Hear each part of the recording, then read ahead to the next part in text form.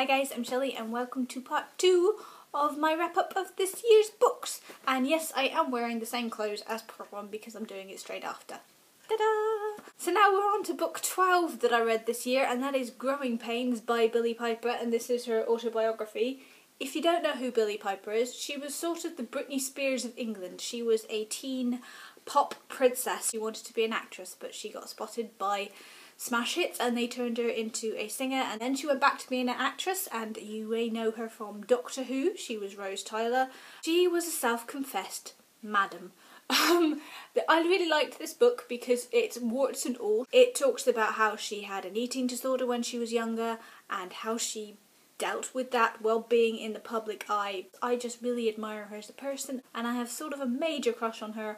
It was a reread for me and I really enjoyed reading it. Next up, we have my first dalliance into the world of NetGalley.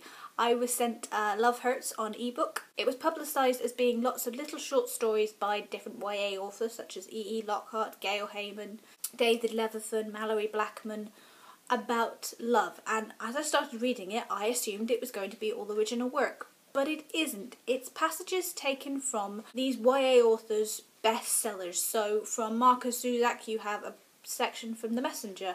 From Gail Forman you have a section from If I Stay, so on and so on. There are a few original stories in it. I think David Levithan writes one of them. I really enjoyed reading the best parts of these authors' novels, to be honest, because some of them I hadn't read, and there are now a lot more books I want to read because of these passages. But I did read a couple of reviews and a lot of people were quite upset that they were all stories they'd read before. I gave it 3, maybe 4 out of 5 stars.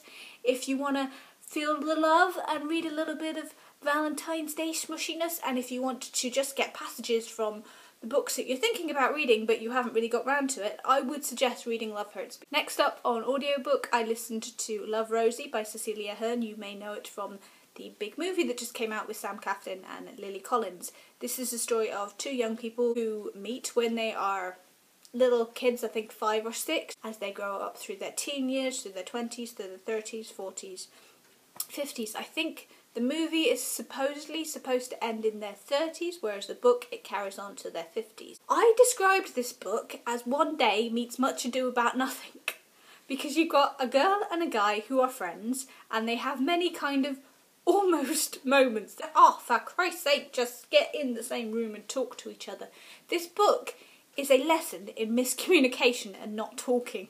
Because if these 2 people literally just opened their mouths and talked to each other at the right time about what they're actually feeling. The thing I really did like about this book is you don't only get it from Rosie and Alex's point of view, who is the guy, you also get it from other people's point of view. So Alex's best friend, Rosie's best friend, their kids, their mum, their dad, their sister. The whole family and the whole community are writing to each other through emails, instant messages. I did like it, but it did go on a bit too long. It could have ended 3 or 4 times, to be honest. Once again, from NetGalley, I got a review ebook of Me and Mr. J by Rachel McIntyre. This was published by Electric Monkey, I believe. This is the story of Lara, who is 15. Her family are on the breadline, that is, they don't have much money. She is heavily bullied. Her parents are rowing all the time. She's 15, all these hormones are going round. She feels very alone. When a nice, cute young teacher comes to her school called Mr. J, she just gravitates towards him like an oasis in the desert. And it is about the relationship that sort of evolves between the 2 of them. On the premise of this book, I thought it was going to be A, either really silly, or B, just really offensive, because you're going to have maybe a predator guy going after a girl, but I was completely taken aback by how raw and wonderful this book is. You have the relationship between Mr. J and Lara, which is questionable, but you could look at it as there isn't much of an age gap. I think she is 15 and he is like 22, 23. You took that age gap and just put it a couple of years forward, there wouldn't be a problem. And this is what really made me think about this book. Where does the age problem become a problem? Is it when somebody is 16 and the person is 24? Is it the age gap of the fact that they are so young and they can be influenced by the older person? Also, if you go back like 30 or 40 years, it was quite normal for a teenage girl to leave school and marry her 23, 24-year-old boyfriend and start having kids. And this book really made me kind of question these things.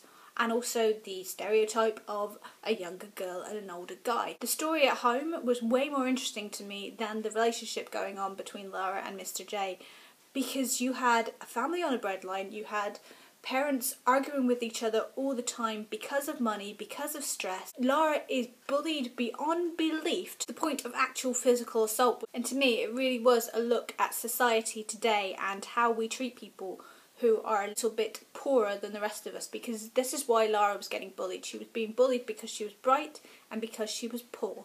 It's a very clever book. It really, really made me think. I've reviewed it on Goodreads and I will leave the link below, and I really suggest you read this. Last but not least, I actually had the physical copy of this, and that is When Hitler Stole Pink Rabbit by Judith Kerr. Judith Kerr is the woman who wrote The Tiger Came to Tea. She sat down and wrote this book about her life during the Second World War, where she started off in Berlin and ended up in London. Her father was an outspoken writer for a newspaper, and so obviously Hitler and the Nazis didn't really like being criticised, and so they go on the run. I love this look on history, the everydayness of it, especially from a child's point of view. Children don't usually see the bigger picture of everything going on, the bombs, the war. They just think Hitler's a guy with a funny moustache, and they tell you the little things that start to occur, that start to make a massive difference, such as the loss of a pink rabbit. I just found it enchanting of the way that she wrote it and the way her younger self experienced the war, and I think I gave this 4, maybe 5 out of 5 stars, because I think it's a really important book. I'm not sure if it's a child's book, I'm not sure the age it is aimed at. I would really, really suggest you reading this because it is truly wonderful. And that's part 2 of my wrap up. I would love to talk to you about any of the books down below, so comment and we can talk. I have reviewed some of these books. I will leave links down below. For now, I hope you guys are good. Thanks for watching, and I'll see you soon for part 3. Bye.